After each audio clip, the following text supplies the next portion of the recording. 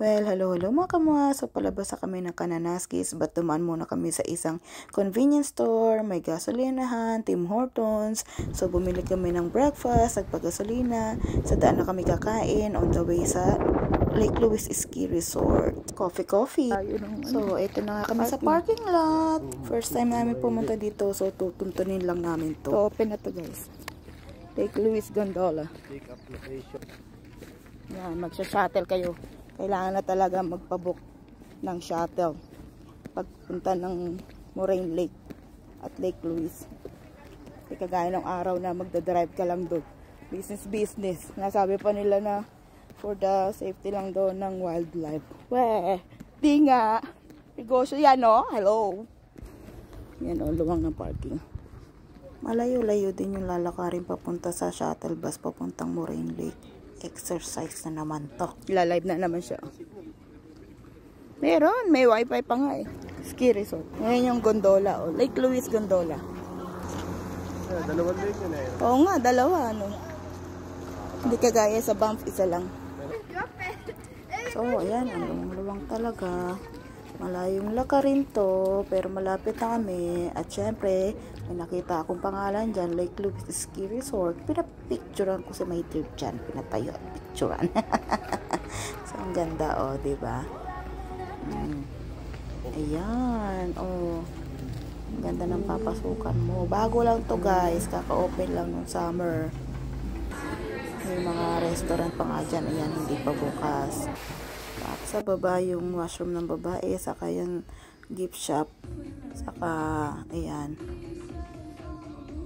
Dito yung labas. Picture, video kami dyan. Ang ganda rin naman. Kaya lang di pa nga kami sumakay dyan dahil kasi bago pa. Hindi na nga namin alam, hindi yan kasama sa itinerary namin. Di ba ang ganda Yan ang gusto ko pag nagtayo ng bahay. Joke, kubo nga lang no.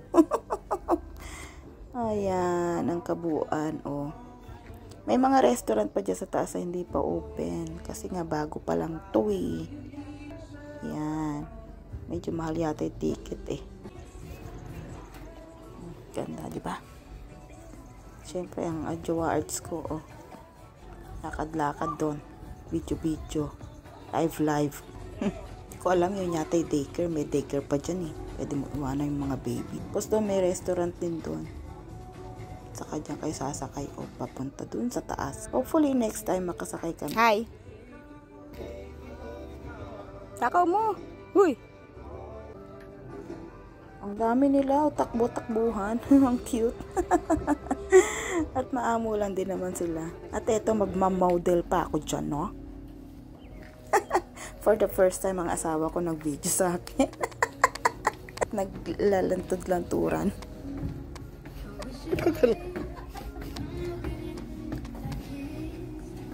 Feeling sexy. At beauty queen. Model. Wala lang video ko to. Hello. So beautiful in here, guys. Diba? Feeling vlogger din. Wala naman ako masabi dyan. Pati asawa ko di din nagsasalita. Dapat siya nagsasalita diba? Siya yung nag-video sa akin Pose. Picture na lang. Ay, may pipicture lang pala kahit naka-video. Hindi pa nga niya ang alam gagawin niya. I like the swing.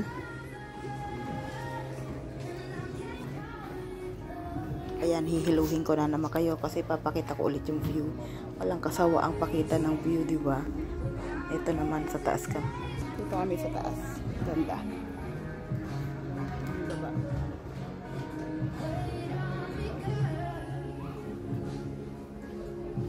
Jowa. Hi. Anong swing? Swing talaga nagdala. Sa akin nakaupo.